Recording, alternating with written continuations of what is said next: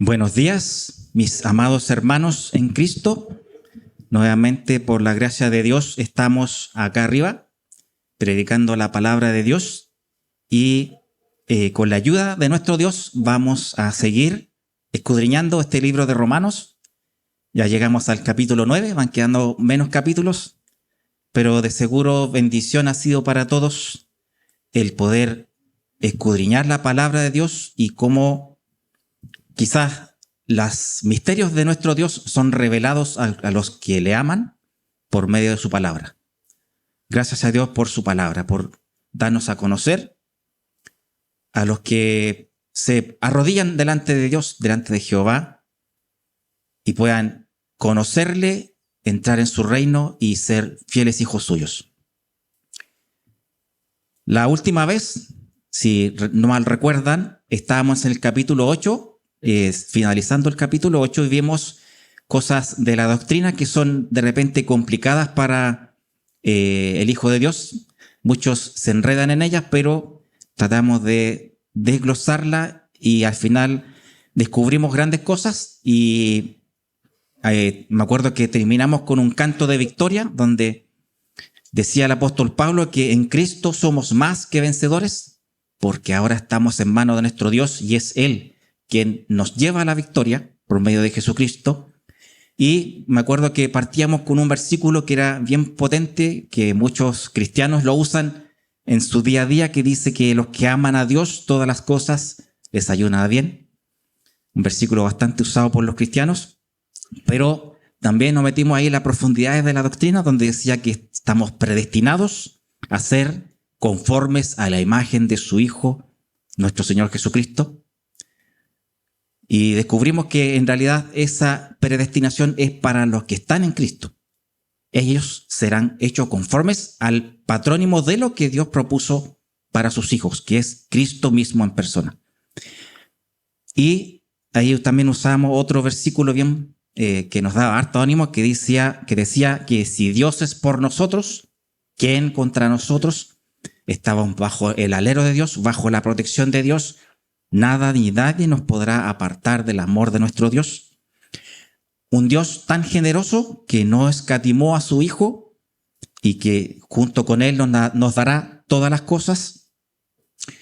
Y a su vez sabemos que nuestro Dios un día hará un juicio donde algunos serán condenados y otros serán perdonados, pero aquellos que estén en los brazos de nuestro Señor Jesucristo, dice, ¿quién los acusará? ¿Quién acusará a los escogidos? Si el mismo que nos está defendiendo es el juez que nos acusa, no habrá acusación para aquellos que estén en Cristo. Y finaliza con el versículo emblema, podríamos decir, que somos más que vencedores por medio de aquel que nos amó, por medio de Jesucristo nuestro Señor. Y ahora el apóstol Pablo, después de este grito de euforia y de victoria que nos llevó, ahora viene con un dolor profundo que tiene en el alma, y este capítulo 9 empieza con un quejo de tristeza que tiene el apóstol Pablo, que es como esa astilla que molesta y que le duele, que tanto le trae tristeza. Y se refiere a su pueblo, al pueblo del cual es proveniente, que es Israel. Y como para tomar un preámbulo de lo que viene por delante, en el capítulo 9, 10 y 11 hablará de Israel, en el cual en el capítulo 9 verá lo que es, podría decirlo de una manera, el pasado respecto a la época en que Pablo estaba predicando este mensaje. En el pasado, cómo Israel, cómo Dios escogió a Israel. ¿Por qué escogió a Israel? ¿Por qué no escogió a otro pueblo? ¿Por qué no escogió a otro hombre? Escogió a este pueblo en particular. Después, en el capítulo 10, un poquito más adelante, veremos el presente de Israel, el presente del apóstol Pablo, donde verá por qué Israel fue rechazado. Porque Israel también cayó, también se vino abajo, no fue capaz de cumplir lo que Dios le encomendó, y Israel fue rechazado. Y después, en el 11, veremos cómo Israel es restaurado, es traído de nuevo al redil del Señor Jesucristo. Siempre hemos visto que podemos hacer una comparación entre la existencia de Israel y nuestras propias vidas. Vemos cómo Israel fue llamado, se le encomendó una misión, una tarea, también fallaron, pecaron, pero también se arrepintieron y también volvieron a los pies de Cristo. Y vemos cómo nuestra vida también tiene esa misma secuencia. Un día estábamos muertos y perdidos en pecado, fuimos llamados por nuestro Dios, por medio de nuestro Señor Jesucristo, pero en este ir y venir de repente nos caemos y el Señor tiene misericordia de nosotros y nos da esta posibilidad de perdón y de salvación por medio de Cristo. Grande es nuestro Dios en misericordia que nos da esta chance de poder volver a su reino, poder volver a estar junto a Él. Y por eso yo creo, apóstol Pablo pone a Israel ahora en la primera plana para que mostrarnos cómo debe ser nuestras vidas a la luz de lo que Israel padeció. Entonces, ya comenzando con el capítulo 9, que dice ahí el título de la Reina Valera, dice la elección de Israel. Y ahí empieza Pablo con un discurso bien fuerte y bien marcado, donde dice, verdad digo en Cristo, no miento, y mi conciencia me da testimonio del Espíritu Santo. Aquí Pablo se pone bastante serio y pone primero a nuestro Dios, a Jesucristo y al Espíritu Santo por testigos de lo que Él está por predicar. Es la verdad auténtica y fidedigna. Y lo pone así, ¿por qué? Porque Pablo, si bien tenía tenía muchos hermanos que estaban a favor de él, que eran las iglesias donde él estaba trabajando y estaba predicando, pero también tenía muchos detractores, tenía muchos de los mismos judíos que lo contraatacaban y trataban de enlodar su trabajo, de echar abajo lo que él estaba predicando. Nosotros por medio de la palabra sabemos que fue Jesucristo mismo el que trajo a Pablo desde cuando era contrario a la iglesia, sabemos que perseguía a la iglesia, lo trajo a la fe, lo convirtió y se convirtió en el apóstol quizás más esforzado y más obediente de todos los apóstoles que conocimos.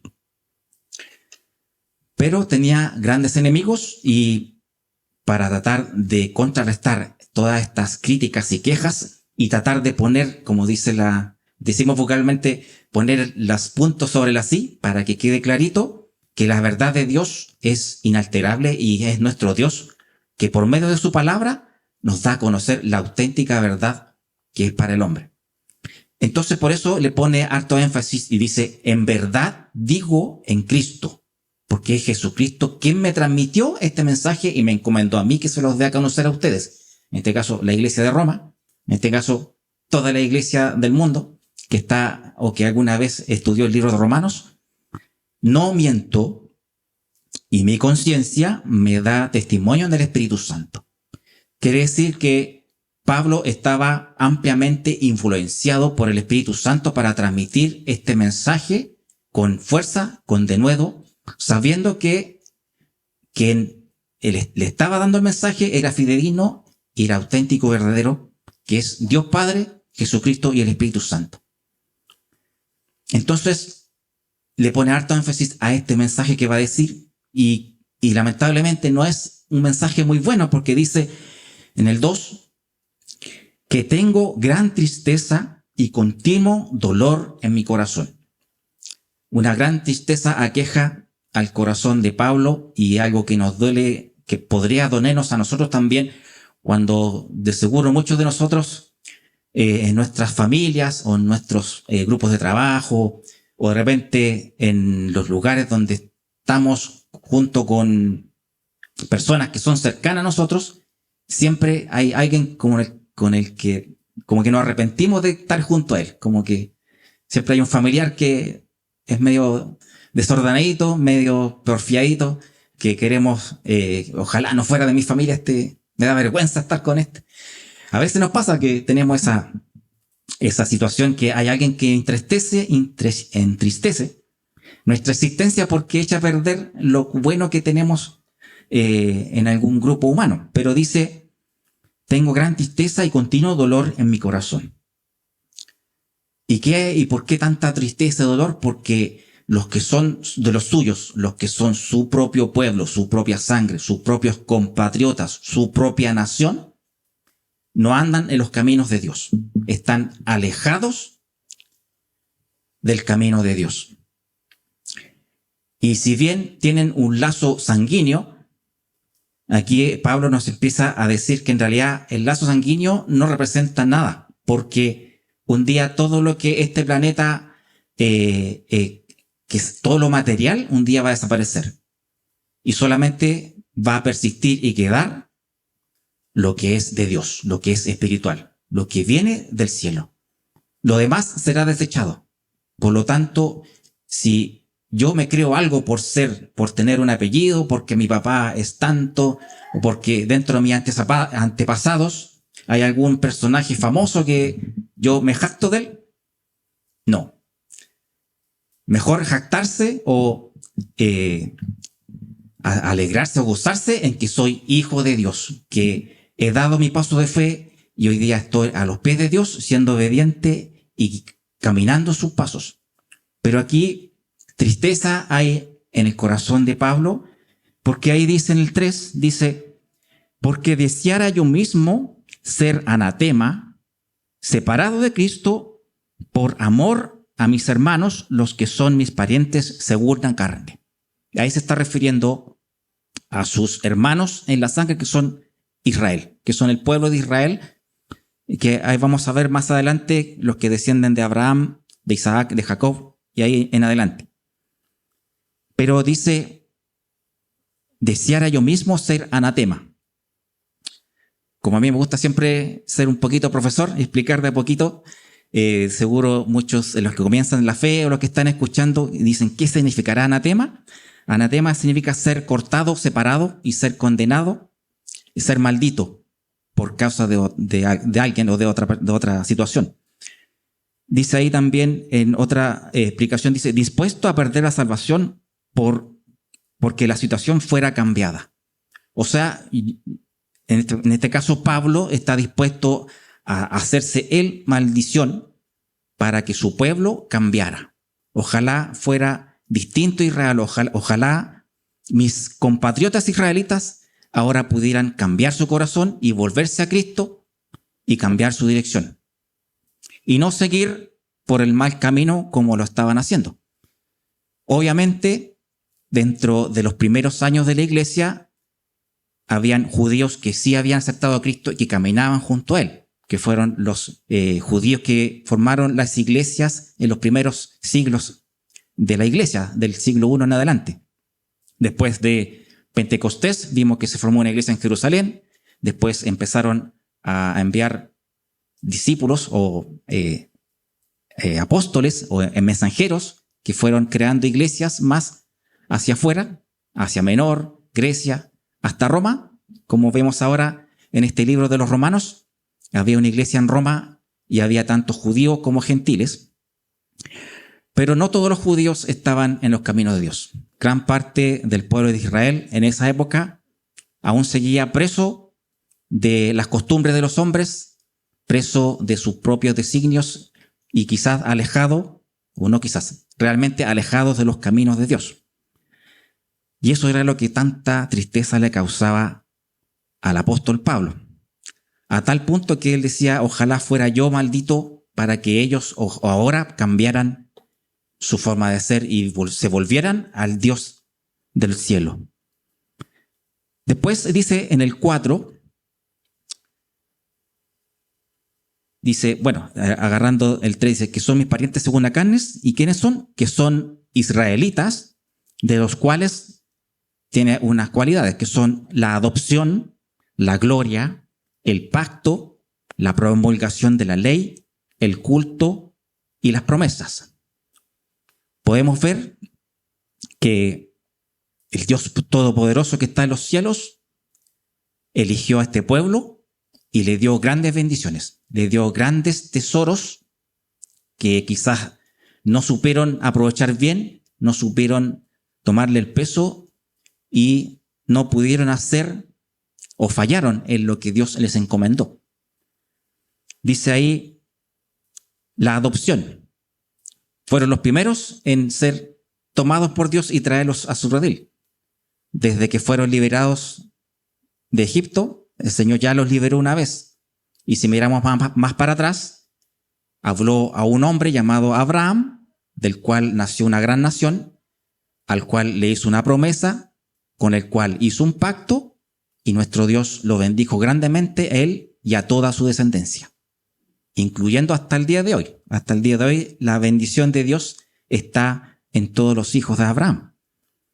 Pero este pueblo, si bien ahora pertenece a Dios, pareciera que ellos no se dieran cuenta porque andaban por malos caminos, no supieron seguir a Dios y hacer su buena voluntad. También dice la gloria, porque este pueblo de Israel que fue liberado de Egipto tuvo un gran privilegio que fue ver la gloria de Dios ahí mismo en persona. En esta columna de humo, esta columna de fuego que la seguía, vemos también que Dios hablaba directamente con Moisés y pudieron ver grandes cosas que quizá nosotros nos gustaría ver algún día.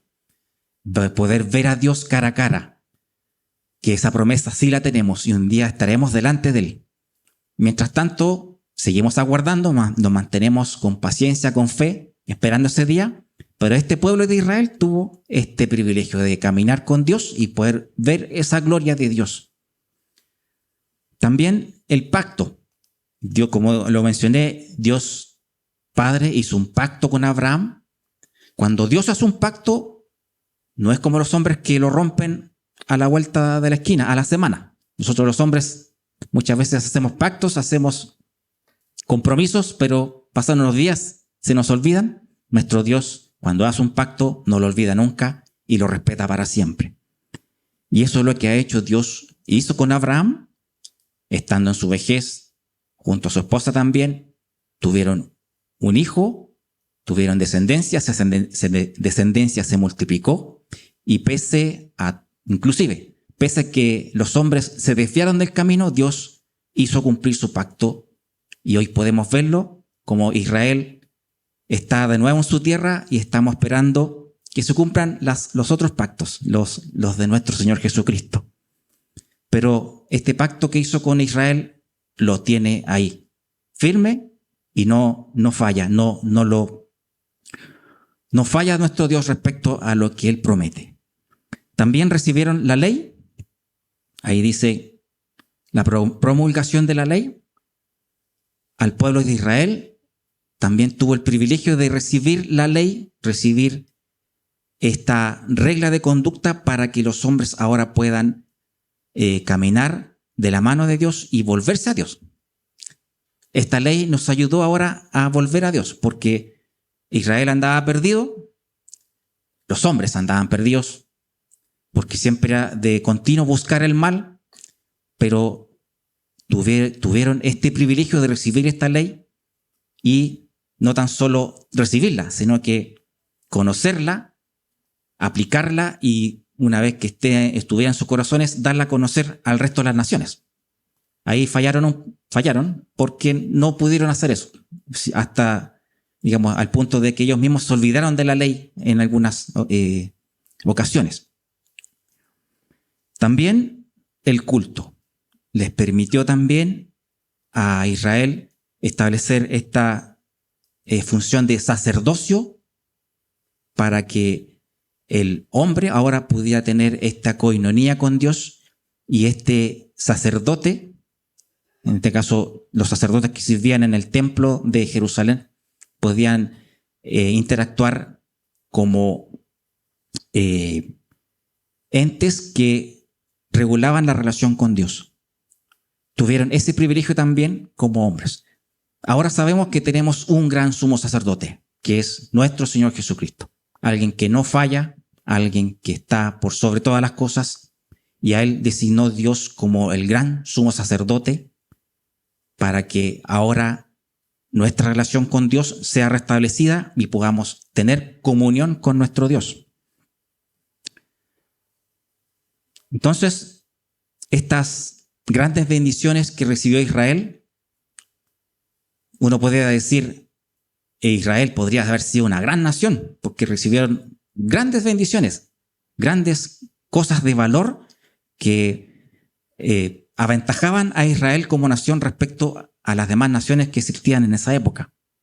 Pero no fue así, y eso fue lo que tanto le duele ahora a Pablo. Y ahí en el 5 también menciona de quién son los patriarcas y de los cuales, en el 5 ahí, de quién son los patriarcas y de los cuales, según la carne, vino Cristo, el cual es Dios sobre todas las cosas, bendito por los siglos. Amén.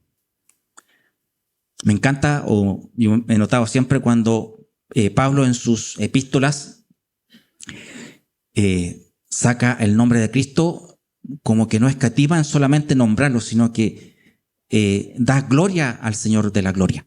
Da gloria, no tan solo lo nombra, lo escribe ahí, sino que dice, el cual es Dios por sobre todas las cosas y bendito su nombre por los siglos.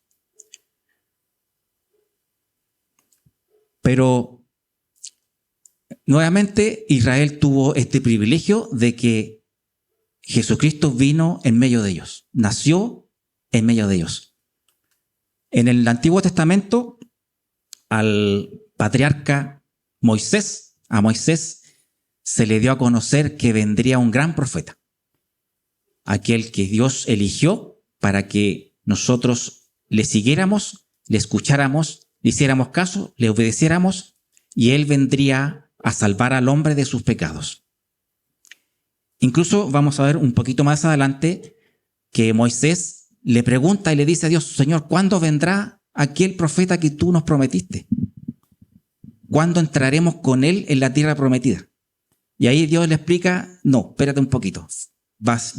Tienen que pasar un par de cosas para que eso suceda. Pero mientras tanto, paciencia. Ya vendrá. Ese mismo profeta, ese gran profeta prometido por Dios, vino en medio del pueblo de Israel. Nació en medio de ellos. Todas las profecías entregadas por Dios en el Antiguo Testamento por medio de los profetas se cumplieron en Jesucristo en ese periodo, y los que eran su pueblo no supieron reconocerlo. No supieron darse cuenta que en medio de ellos andaba Dios. Caminó junto a ellos. De seguro, nosotros que conocemos a Cristo, estaríamos llenos de felicidad y gozo y andaríamos detrás de Cristo si hubiéramos andado en esa época. Y a veces yo trato de imaginarme cómo habría sido si yo hubiera vivido en esa época. ¿Habría andado detrás de Cristo con los discípulos que lo seguían a todos lados? ¿O solamente lo habría despreciado y habría pasado como ese varón profeta que hacen llamar Yeshua? Yo creo que, no sé, todos tenemos un corazón distinto, y ahora vamos a ver quién anda tras Cristo, tiene una gran bendición y que va a gozar de un premio especial que no tienen el resto. Pero este pueblo de Israel tuvo esta gran bendición de recibir al Señor de la gloria, recibir a Cristo en medio de ellos, y no lo reconocieron. Más tristeza para Pablo. Ahí está como descargándose Pablo de por qué tiene tanta tristeza. Y dice pues en el 6, no que la palabra de Dios haya fallado, porque no todos los que descienden de Israel son israelitas. Ahora está Pablo empezando a defender de por qué. De seguro habrían muchos de los judíos que le enrostraban a Pablo. Mira, Israel está desviado, pero entonces Dios se equivocó. O sea, Dios eligió a este pueblo y este pueblo falló y se equivocó de pueblo, o debería haber elegido a otro pueblo mucho mejor. Entonces Pablo ahora empieza a defender y a refutar que realmente somos los hombres para Dios y por qué eligió a Israel y por qué no eligió a otro. Entonces dice ahí, porque no todos los que descienden de Israel son israelitas. Y uno puede decir, pero entonces, ¿cómo es la cosa? Esto es, ¿serán que Israel tiene el lazo sanguíneo no es válido, no sirve? Nosotros sabemos que, ya lo comenté, se hizo una gran promesa al patriarca Abraham. Abraham recibió esta promesa y a partir de él nació una gran nación, que es Israel. Pero esa nación tiene una línea, que es Abraham. De Abraham, si bien tuvo un hijo llamado Ismael, hay otro que se llama Isaac, que es el que completa esa línea. Después de Isaac vienen otros dos más, que están Jacob y Esaú, pero eligió a Jacob. Después de Jacob vienen, ahí se abre más el abanico y salen más. Voy a llegar hasta ahí, pero nuestro Dios eligió una línea para que llegara Jesucristo a ser parte de esa descendencia. Los que son hijos de Ismael formaron otra nación, como dice la palabra, pero esa nación no tenía los beneficios del pacto que Dios hizo con Abraham. A su vez, Esaú también formó otra gran nación, que tampoco recibió los pactos de esto dado a Abraham.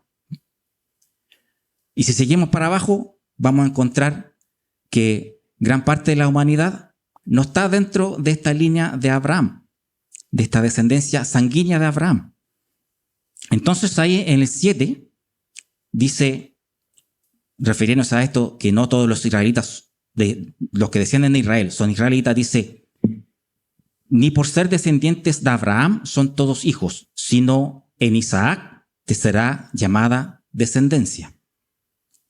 Entonces, esto está en el libro de Génesis 21:12, donde dice, entonces dijo Dios a Abraham, no te parezca grave a causa del muchacho y de tu sierva en todo lo que se te dijere Sara, en todo lo que te dijere Sara, oye su voz, porque en Isaac te será llamada descendencia. Ahí está en la pantalla. Ahí está cuando Dios le dice a Abraham, mira, en Isaac está la descendencia. En las otras hijos no habrá descendencia. En Isaac está tu descendencia. Luego, ahí en el 8 dice, pasemos al 8 de Romanos, voy saltando rápido porque necesito explicar bien esto. Dice, en el 8 dice, esto es, no los que siendo hijos según la carne son hijos de Dios, sino los que son hijos según la promesa, que son contados como descendientes. Una de las cosas que Dios nos quiere dejar claro es que yo por ser, tener alguna ascendencia de nobleza o de no nobleza, no me hace el ser que soy. A los ojos de Dios, cada uno tiene su responsabilidad delante de él.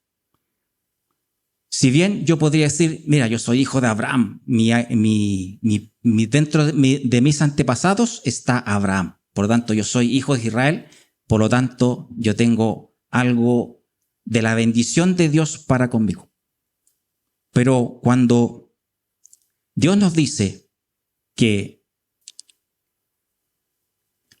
no todos los que son hijos según la carne son hijos de Dios, sino los que son hijos según la promesa, esos son contados como descendientes, es que nuestro Dios mira a cada uno bajo su propia responsabilidad. Cada corazón, cada hombre tiene que dar cuenta delante de Dios y no por su nombre, por su apellido, por su descendencia, por su ascendencia, por quien en su padre. Una de las cosas que siempre vemos es que cuando tenemos una familia cristiana, uno puede decir, no, mis padres son cristianos, entonces yo también tengo una bendición especial. Pero a medida que uno es niño y avanza en la edad, uno tiene que dar cuenta delante de Dios de la misma manera que cada uno lo hizo por sí. Muchos de nosotros quizás llegamos a la fe sin tener ascendientes cristianos. Quizás nuestros padres no eran ni siquiera católicos, ni siquiera iban a la iglesia, ni siquiera creían en Dios. Pero por la gracia de Dios, un día nos trajo a una iglesia, nos dejó oír la palabra de Dios, nos dejó quizá oír la radio en algún mensaje de la Biblia, de la palabra de Dios, y nuestro corazón fue cambiado. Como también puede pasar de que en una familia que sea totalmente cristiana, nazca uno que en realidad, recibiendo toda la instrucción de Dios, todo el conocimiento de la palabra de Dios, no llegue a la fe. ¿Qué ha pasado? Hemos visto ejemplos quizás más en Estados Unidos y otros países donde pastores tienen hijos y los hijos andan por la vida lejos de la palabra de Dios. No por ser hijo de alguien cristiano voy a ser hijo de Dios automáticamente. No por ser hijo de Abraham voy a ser hijo de Dios automáticamente. Tiene que llegar un instante en que Dios nos hace el llamado y yo tengo que responder ese llamado delante de Dios en forma personal, en forma yo solo, delante de Dios, no como parte de un clan que quizás sean todos cristianos, pero yo tengo que estar delante de Dios y decir, sí, Señor, ahora yo confío en ti, yo camino junto a ti, quisiera ser tu hijo. Señor, ten misericordia de mí, perdóname, restáurame y quiero caminar contigo. Tenemos que llegar a ese instante todos y cada uno, no por ser descendientes de Abraham, descendientes de un cristiano, no todos estamos con la salvación asegurada.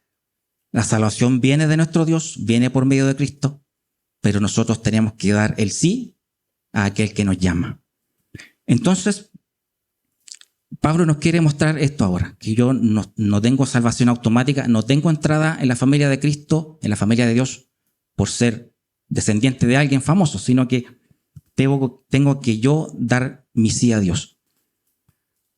Entonces dice ahí, ahora entramos, cuando vimos la semana pasada, la prédica anterior, que fue hace un mes aproximadamente, conocimos que nuestro Dios es todopoderoso, es omnisciente y tiene un gran poder que nosotros no podemos comprender. Y Él sabe las cosas antes que nosotros las sepamos, sabe el pasado, sabe el presente, sabe el futuro, sabe lo que hay en nuestro corazón y sabe lo que haremos de aquí a un rato más, sabe lo que pasará mañana, pasado mañana, la semana siguiente. Nuestro Dios sabe todas las cosas y dentro de esa aprendimos que los que somos hijos de Dios estamos predestinados a ser como aquel que nos llamó, como Jesucristo. Y recibimos este llamado para caminar junto a Él. Y esta promesa, como ya hemos aprendido, las promesas de Dios no fallan, nuestro Dios no miente, no falla, Él cumple sus promesas, las cumplirá. Nosotros no lo sabemos, pero Él sí sabe y Él lo que tiene prometido para sus hijos lo entregará y lo dará a su tiempo. Entonces, lamentablemente hay doctrinas y grupos cristianos que proclaman de que Dios es un Dios supuestamente caprichoso, que dice, este se salva, este se pierde, este se salva, este se pierde. Como cuando uno agarra una flor, dice, me quiere mucho, poquito, nada, no. Ese no es nuestro Dios. Nuestro Dios es un Dios omnisciente, pero también es justo, pero también es misericordioso, lleno de amor para con sus hijos. Muchos son elegidos por Dios y pueden entrar en su reino, entrarán en su reino algún día junto a nuestro Señor Jesucristo. Pero otros le darán la espalda y no entrarán en el reino de Dios y irán al destino eterno, que es el castigo eterno, la muerte eterna, la vida sin Dios. Y aquí vamos a ver una serie de ejemplos de aquellos que sí fueron elegidos y no fueron elegidos, y vamos a ver que hay una causa común por la cual son elegidos y que nos determinará por qué Israel fue elegido y el resto de los pueblos no fue elegido. Entonces dice ahí en el 9, porque la palabra de la promesa es esta: por este tiempo vendré y Sara tendrá un hijo. Ahí está lo que ya mencionamos, que Sara tendrá un hijo que se llama Isaac, en cual vendrá esta promesa. Pero dice después en el 10, y no solo esto, sino también cuando Rebeca concibió de uno, de Isaac nuestro padre. Ahí en el 11 viene una cosa que está entre paréntesis, dice, pues no había aún nacido cuando habían hecho aún ni bien ni mal, para que el propósito de Dios, conforme a la elección, permaneciese, no por obras, sino por el que llama. Como saben, o quizás no lo saben, ahora lo van a saber, de el matrimonio de Isaac y Rebeca nacieron gemelos, ¿cierto? Nació Jacob, perdón, mencionémonos en el nombre en que nacieron. Nació Esaú y nació Jacob. Eran gemelos, pero nacieron de la misma madre. Por un asunto de forma, nació primero Esaú y después Jacob, detrásito, agarrado de su talón. Pero nació primero Esaú. Y por el hecho de haber nacido primero, heredó la primogenitura, como está en el libro de Génesis en el Antiguo Testamento. Entonces, ahí, digamos, no lo mencionan por sus nombres, pero ya lo mencionarán. Pero dice, pues no habían aún nacido, ni habían hecho ni aún bien ni mal, para que el propósito de Dios, conforme a la elección, permaneciese. No por obras, sino por el que le llama. Si hubiera sido por lazo sanguíneo, por ser Esaú el primogénito, por nacer primero, debería haber sido la descendencia por medio de Esaú. Mas Dios, conociendo las cosas más allá de las que nosotros podemos ver, pudo ver en el corazón de Esaú que no había ese amor, esa confianza y esa entrega por Dios como la fue en Jacob. Dios, antes de que nacieran, ya sabía que Jacob iba a ser un hombre con un corazón conforme a la voluntad de Dios, y no Esaú.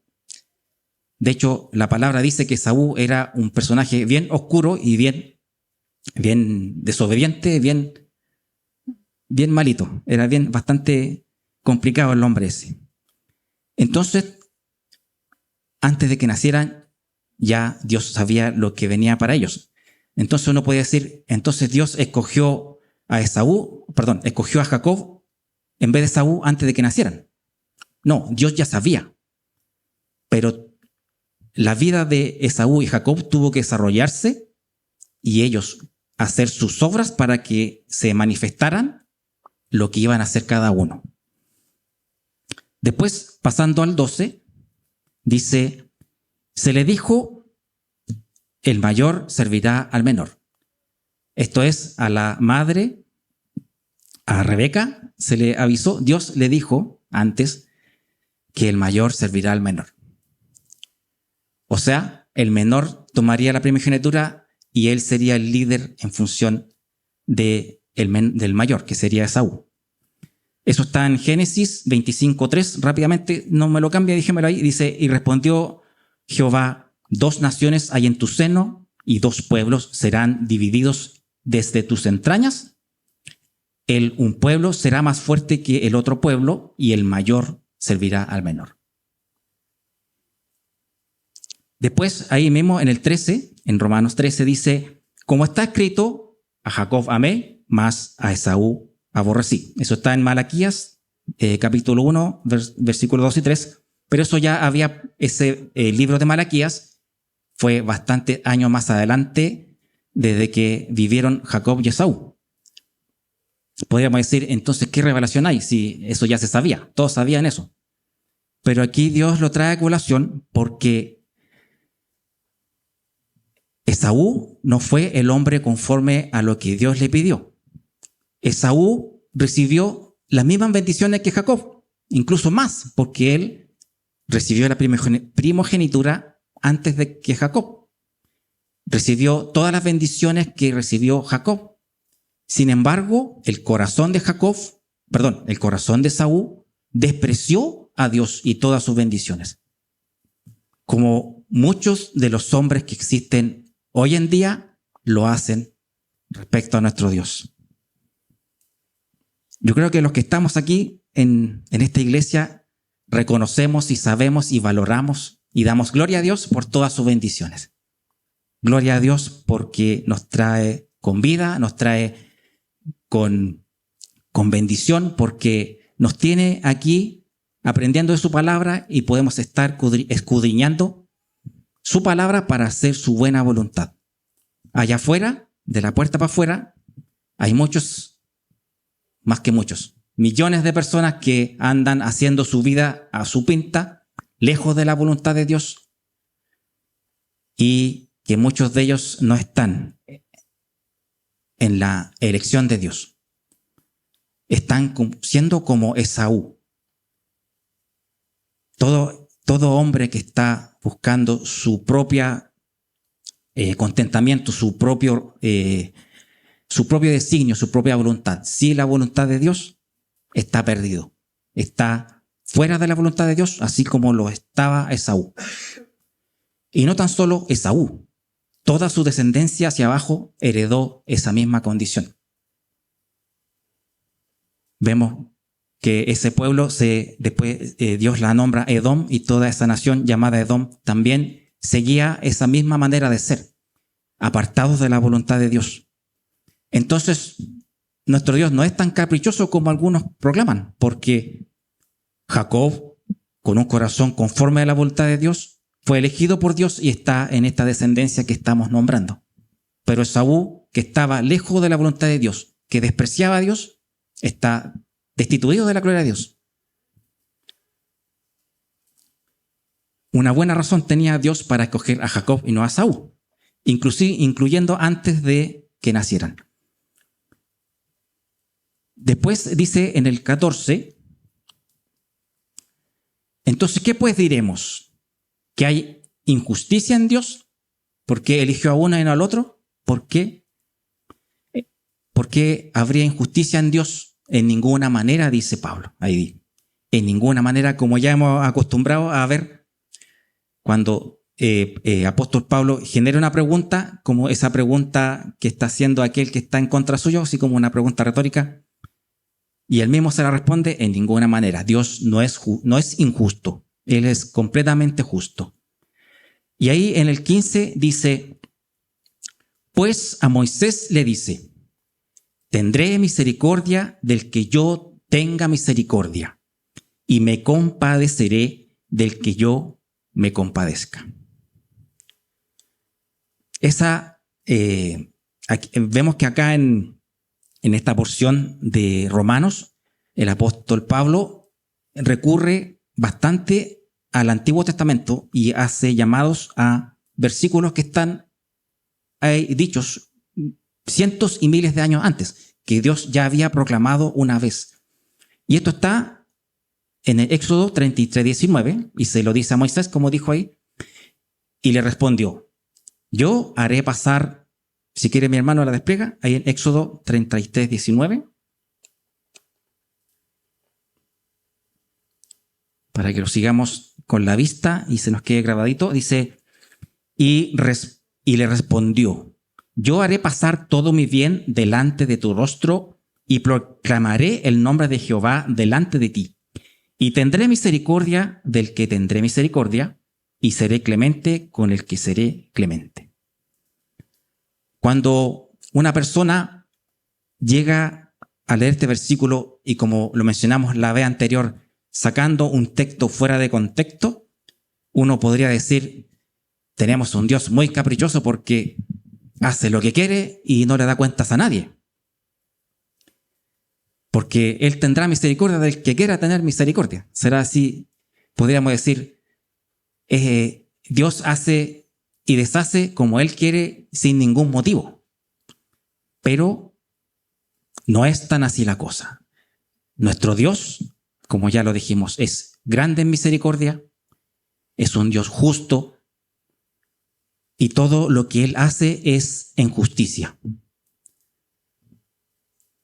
Entonces Él tendrá misericordia del que tenga misericordia, porque Él, como es omnisciente, puede ver ese corazón, puede ver lo que hará ese corazón en el futuro. Y si ese hombre, aún quizás sin nacer, hace el mal, no se sujeta a Dios, no se sujeta a Cristo, no busca su camino, no tendrá misericordia de él. Pero si aquel hombre tiene misericordia de él, significa que ese hombre está con un corazón conforme a la voluntad de Dios. Ese hombre abrirá su corazón a Dios, abrirá su corazón a Cristo y le seguirá y será su discípulo, como muchos de los que estamos acá. Yo creo que todos, ¿cierto? Todos estamos aquí en los caminos de Dios. Pero no es un Dios caprichoso, es un Dios justo, es un Dios amoroso, bondadoso, lleno de misericordia. Y tendrá misericordia del que tenga misericordia y tendrá clemencia del que tenga clemencia. Pero de Esaú no tuvo clemencia, porque Esaú le dio la espalda. Esaú quiso hacer lo que quiso, vendió su primogenitura por un plato de comida, de lentejas. O sea, desechó la bendición de Dios por algo material. Muchos de los hombres quizás hacen eso hoy día mismo, no con un plato de lentejas. Quizás echan por la borda su vida con Dios por algo material. ¿Cuántas veces vemos hombres que dedican su vida a sus propias concupiscencias, a sus propios anhelos, y se enfocan en ellos y se idolatran esas cosas en lugar del Dios Altísimo? Y desechan su vida y siguen el mismo camino que siguió Esaú, desechando a Dios y a su voluntad. Estaba reflexionando siempre cuando estoy sentado ahí, antes de subir al púlpito, veo las cosas que están pasando y siempre pasa lo mismo. Siempre Dios nos sorprende, a mí me sorprende. Escuchamos a nuestro hermano Felipe, que al inicio trajo el Salmo 28, dice: clamaré a ti, oh Jehová, roca mía, y no te desentiendas de mí. La roca de nuestra salvación, la roca que es nuestro Dios. Y delante cantamos también esta alabanza, la roca de mi salvación. Y justamente en este versículo de Éxodo 33, 19, si uno analiza el contexto, estaba Moisés en el tabernáculo hablando con Dios, preguntándole qué pasará con Israel ahora en adelante, ya que teníamos que entrar a esta tierra prometida. Y Moisés le preguntaba que cuándo vendrá este profeta que nos llevará a entrar a la tierra prometida. Pero la tierra prometida para el hombre no es terrenal, no es un pedazo de tierra allá en Israel, ni acá en Chile, ni en ninguna parte de este planeta. La tierra prometida para los hijos de Dios es en el reino de Dios. Y este profeta, que es nuestro Señor, nuestro Rey, nuestro Salvador, que es Jesucristo, nos hará entrar en ese reino, y esa es lo que estaba tratando de explicarle a Moisés en ese instante. Pero dice: mira, apóyate en esta roca. Bueno, Moisés le pidió algo a Dios, le pidió: quiero ver tu rostro. Obviamente le advirtió que digo: no, cuidado, no hay nadie que vea mi rostro y viva para decirlo, pero te dejaré ver algo de mí. Entonces dijo: apóyate en esta roca y pasaré por el lado tuyo y verás mi espalda. Dios dio este pequeño regalito a Moisés, pero le dijo: apóyate en esta roca. Y esta roca es la roca de mi salvación, es la roca en la que nosotros debemos aferrarnos y caminar junto a Él. es a ese que Dios designó, a ese profeta, a ese que nos llevará de la mano al reino de Dios, a esta tierra prometida que está designada para los que tengan un corazón conforme a Dios, conforme a la voluntad de Dios. Y dice, ya para ir avanzando, en el 16, así que no depende del que quiere ni del que corre, sino de Dios que tiene misericordia. Entonces, ya tenemos claro que nuestro Dios es el que elegirá a quien se salva y a quien se condena, y no depende de nosotros. Yo, encantado, diría, yo quiero entrar en el reino de Dios, quiero estar junto a Él.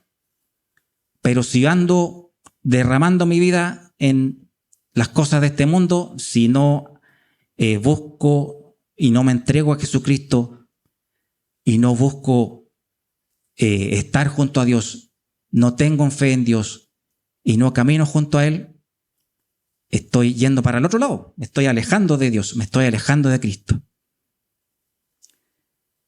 No depende de nosotros. Nosotros como hombres, como ya sabemos, como está nuestra doctrina, por obras y por toda la cosa que hagamos, no tenemos cómo llegar a Dios. Solamente es Dios quien puede ahora alcanzarnos y tener misericordia de nosotros y llevarnos a su reino.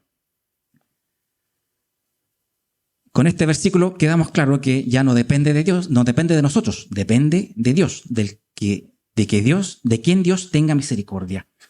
Después en el 17 dice, y aquí trae a otro personaje bíblico un poquito más antiguo, dice, porque en la escritura dice a Faraón, para esto mismo te he levantado, para mostrar en ti mi poder y para que en mi nombre sea anunciado por toda la tierra.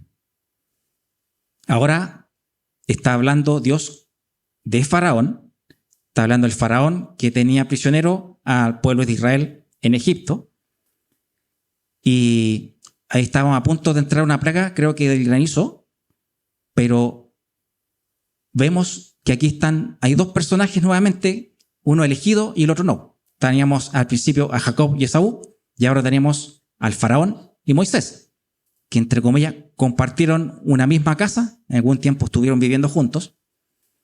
Ambos fueron pecadores, ambos quizás anduvieron fuera de la voluntad de Dios, pero Dios llamó a Moisés y Moisés atendió el llamado y vino junto a Dios y hizo la voluntad de Dios. Y ahora lo tenemos a los dos de nuevo aquí, frente a frente, uno del lado de Dios y el otro alejado de Dios. Y podemos ver por la escritura de que si bien el faraón hubo en algún instante que sí se arrepintió y pidió a Moisés que orara por él para que Dios lo perdonara, Dios no tuvo misericordia de Faraón, porque el corazón de Faraón se endureció y en vez de buscar a Dios, se alejó más de él. Y aquí vemos otra cosa que está ahora en el versículo 18. Dice, de manera de que de quien quiere tiene misericordia y al que quiere endurecer, endurece.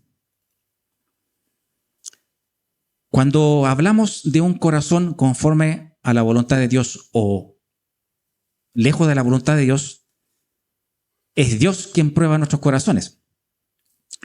En este caso, puso a prueba montones de veces a Moisés, y Moisés, en vez de alejarse de Dios, se acercaba más a Él y se aferraba cada vez más al Dios poderoso que lo llamó.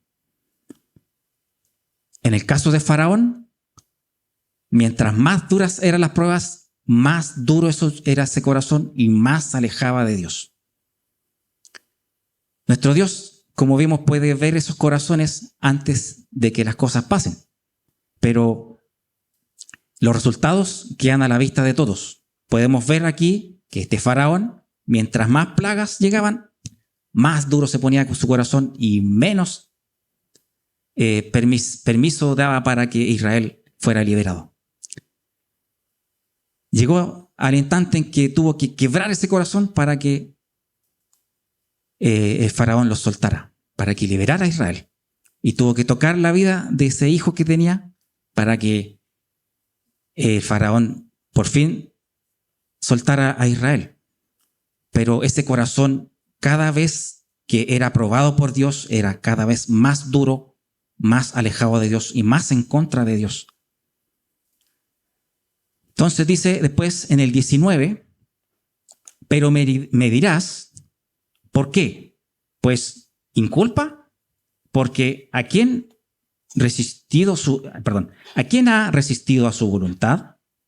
Después el 20 dice, más, antes, oh hombre, ¿quién eres tú para que alterques contra Dios? Dirá el vaso de barro al que lo formó, ¿por qué me has hecho así? Vimos ya que nuestro Dios ahora prueba los corazones.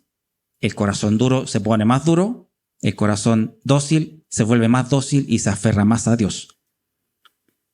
Pero, nuevamente, atendiendo al cuestionamiento de los judíos y de todo aquel que se oponía a Pablo en ese periodo, decía, pero Dios sigue siendo caprichoso y hace como Él quiere, porque ¿por qué entonces no le trató mejor a Faraón para que fuera más dócil y cambiara su corazón?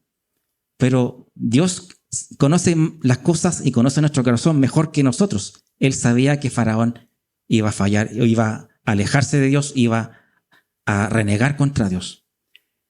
Entonces aquí viene esta pregunta para hacer reflexionar a aquellos. ¿Le dirá el vaso de barro al alfarero, yo quiero ser jarro, no quiero ser jarrón? No, yo quiero ser taza o yo quiero ser platillo. ¿Podrá el jarrón, o llamémosla el pedazo de greda, decirle al alfarero, yo quiero hacer esto? Sabiendo que es el alfarero, en este caso representa a nuestro Dios, que nos dará la forma que Él tiene dispuesto para nosotros. Y la forma que nos dé es lo mejor para aquel elemento, en este caso lo mejor para nosotros. Si el alfarero quiere crear una taza para beber algún líquido, creará una taza con su forma para que no se derrame, para que no se vierta. Si quiere crear un plato para sujetar algo, creará un plato, porque la función de ese plato es hacer eso, hacer lo que el alfarero está designando la función que debe cumplir ese elemento. Bueno, en este caso, si bien aquí dice vaso de barro, usa la palabra plasma, que en el fondo es algo plástico, en este caso greda o algo por el estilo con la que se hacían los utensilios. Pero después en el 21 dice, ¿o no tiene potestad el alfarero sobre el barro para hacer de la misma masa un vaso para honra y otro para deshonra? ¿Habrá algún elemento que sirva para una copa, que fue, por ejemplo, la que usó Cristo para la Santa Cena?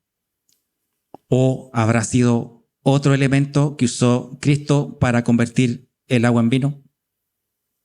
¿O simplemente fue un simple cántaro de greda con la cual usaban agua para lavar la ropa? Dios tiene un plan para todos y cada uno de nosotros, y en cada uno hará su voluntad si nuestro corazón está conforme a Él. Si no está conforme, seremos desechados. Pero si estamos conforme a su voluntad, el Señor nos traerá y nos hará conforme a Él quiere, como el alfarero. Un jarrón para algo grandioso o un jarrón para lavar la ropa. Pero para lo que seamos, vamos a hacer la voluntad de Dios. Y vamos a ser un instrumento útil en sus manos. Quizás de repente podríamos decir, mira, el Señor te va a preparar a ti para ser un gran predicador y tú vas a formar una iglesia gigante y aquí va a haber un gran avivamiento en la comuna Ñuñoa y vamos a hacer una iglesia del doble de grande, vamos a comprar toda la cuadra y vamos a hacer una iglesia gigante. Así que prepárate, vas a hacer un vaso de greda de gran importancia. Pero puede que en realidad no sea para tanto, sea solamente para que un día te pares allá afuera en la esquina, le prediques al primero que se te cruce por la calle y le prediques la palabra de Dios. Y sea solamente eso. Puede que Dios te use para algo tan simple y con esa cosa tan simple voy a bendecir a una persona, quizás a dos, a tres, a cuatro, o quizás a una familia completa, porque le entregué la palabra de Dios en un pequeño segundo e instante que Dios me pidió que hiciera su voluntad. O quizás me tome y me mande a Indonesia a ser misionero y tenga que allá pasar miles de sufrimientos y penurias y quizás predicar en otro idioma, apenas comiendo cosas que allá comen en Oriente, que no son bastante agradables, pero para lo que sea que el Señor nos use, Él es el alfarero, nosotros somos la greda y que Él nos forme para que el propósito que Él designe, nosotros seamos de gloria para Él, seamos instrumento fiel en sus manos, para algo pequeño, para algo grande, para lo que sea. Nuestro Dios es el corazón conforme que Dios busca en sus hijos, que hagan su voluntad, sea grande, pequeño. Entonces después dice en el 22, y ya vamos a ir terminando ya para que no se nos alargue mucho, en el 22 dice, ¿y qué? Si Dios, queriendo mostrar su ira y hace notorio su poder, soportó con mucha paciencia los vasos de ira preparados para destrucción. Digamos que desde Adán en adelante el hombre viene pecando. Una de las primeras cosas que hizo Adán en el huerto del Edén fue pecar. Y de ahí en adelante nuestro Dios ha tenido una paciencia gigante y enorme para no borrarnos de la faz de la tierra porque podría haberlo hecho. Entonces dice, ¿y qué si Dios, queriendo mostrar su ira, porque ya la mostró con el faraón, como vimos ahí en Egipto, la mostró también en otras ocasiones, pero dice, hace notorio su poder. Y ahí podemos ver el poder auténtico de Dios, quizá una muestra, porque quizá ahora en el Apocalipsis, en los fines de los tiempos, veremos más de su poder, pero nos mostró un poquito de su poder. Y con paciencia, dice, y soportó con mucha paciencia los vasos de iras preparados para la destrucción. Nuestro Dios es paciente y todavía no derrama toda esa ira y todo su poder, esperando que muchos más vasijas se formen. Porque todavía quedan vasijas por formarse, porque si no, nuestro Dios ya había derramado esa ira, ya había roto todos los cántaros que están ahí desechados. Todavía quedan cántaros o vasijas o gredas por formar y que nuestro Dios está formando. Todavía tiene paciencia para con nosotros. Y después ahí en el 23 dice, y para hacer notorias la riqueza de su gloria, las mostró para con vasos de misericordia que Él preparó de antemano para gloria. Y en el 24 dice, a los cuales también ha llamado. Esto es, a nosotros, no solo los judíos, sino también a los gentiles. Ahí sale como pregunta.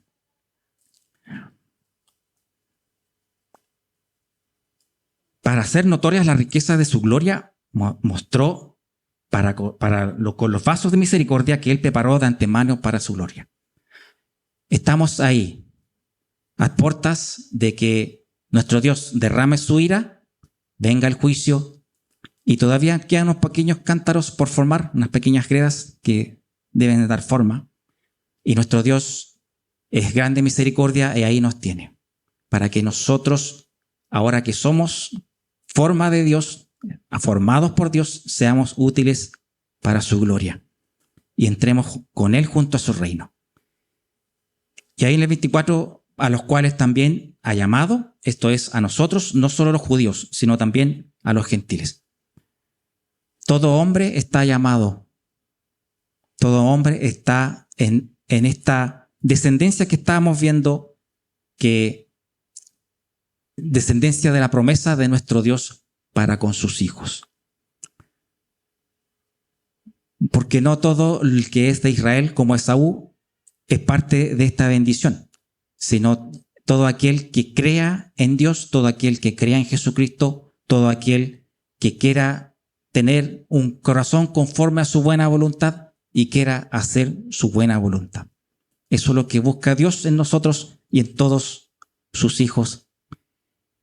Y no es una elección caprichosa, no es como tú sí, tú no, tú sí, tú no. No. Con nuestro corazón demostramos a Dios qué tan fieles podemos ser, y si quizás de repente nos encontramos que no nos sentimos que estamos a la altura de la que Dios nos pide, entonces vayamos a la oración, vayamos de rodillas, pongámonos a los pies de nuestro Dios pidiéndole misericordia, pidiéndole que cambie nuestra vida, que cambie nuestro corazón. Quiero dejar un mensaje no tan solo a la iglesia, a los que están en Cristo, sino más que nada a todos los que están aún por acercarse a Cristo, los que están ahí de lejos, mirando de lejos, que vengan a Dios, que clamen a Dios, que eleven una oración. Yo recuerdo hace un tiempo con la hermana Jacqueline, ¿se acuerda de la hermana Jacqueline Muñoz? Está por allá en Copiulemo, cerca de Concepción. Salíamos a la esquina a predicarle a los hombres etílicos, los hombres que a esa hora de la mañana, 9 de la mañana, los pillábamos más sobrios porque el resto del día no eran capaces de entender lo que les hablábamos. Les llevábamos un cafecito, algo para que estuvieran más despiertos, y por un ratito, media hora, 40 minutos, estaban atentos escuchando la palabra de Dios.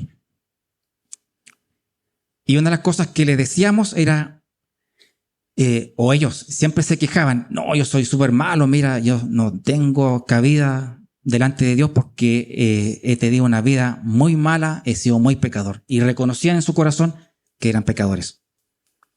Y una de las cosas que le decíamos era, no, usted no está perdido. Usted todavía puede presentarse delante de Dios y derramar su corazón delante de Él y pedirle, Señor, sálvame, restáurame. Lamentablemente no todos se hicieron caso. Unos eran bastante porfiados, eran bastante como Esaú, bastante soberbios y se burlaban de nosotros, pero habían uno o dos que se escuchaban. Y creo que una semilla pequeña se sembró en sus corazones, pero nunca es tarde. Hubo una persona que estuvo crucificado al lado de Cristo, que pese a que fue bandido y malhechor toda su vida, bastó un segundo junto a Cristo para confesarle, para pedirle que lo salvara, y el Señor lo salvó. Y quizás muchas personas, quizás en su lecho de muerte, confesaron a Cristo y se salvaron.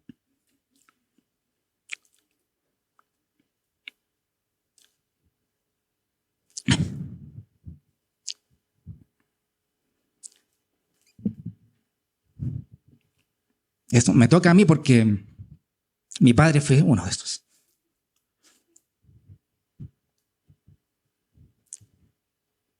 En su lecho de muerte proclamó a Cristo.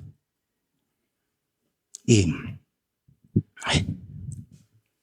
recuerdo que esa vez fue la primera vez que clamé a Dios por su vida.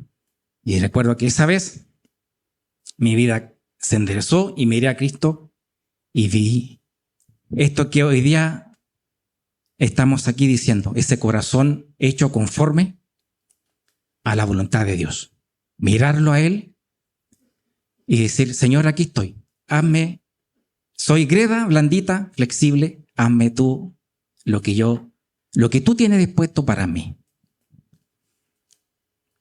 Pero todos tenemos un camino que seguir. Todos tenemos ahora, si soy ahora un jarrón, quiero hacer bien mi pega jarrón, de servir bien.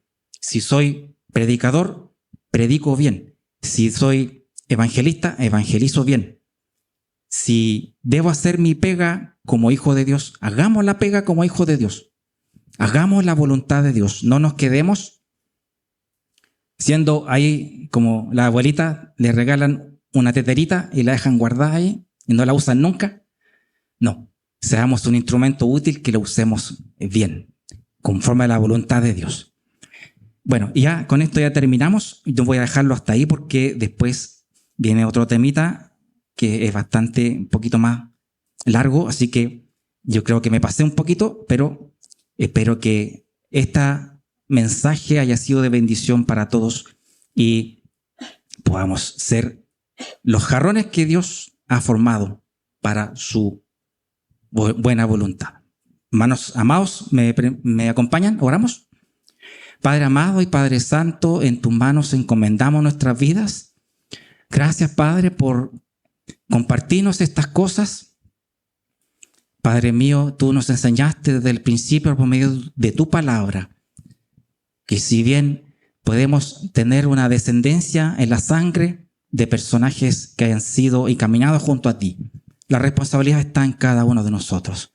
Padre mío, ayuda a nosotros, ayuda a tu iglesia a caminar conforme a tu buena voluntad. Ayúdanos, Padre, a buscar tus caminos siempre, a no desviarnos de ellos. Ayúdanos también a proclamar al resto del mundo tus verdades. Padre mío, queremos ser como Jacob, no como Esaú. Queremos ser como Moisés, no como el faraón. Queremos ser como los apóstoles, como tantos de ellos que caminaron junto a ti y te siguieron, y dieron su vida y derramaron su vida por amor a ti para bendecir a otros. Ayúdanos, Padre Santo, a ser buenos hijos tuyos, caminar en tu voluntad, a ser vasijas de barro, a ser greda flexible en tus manos y útiles instrumentos para tu buena y santa voluntad. Gracias, Padre Santo, por todas tus bendiciones. Gracias por tu amor, por tu misericordia. Y por sobre todo, gracias por llevarnos a tu reino y ser hijos tuyos.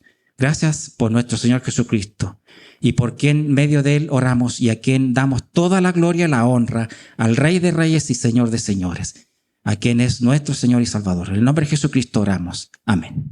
Amén. Gracias, hermanos.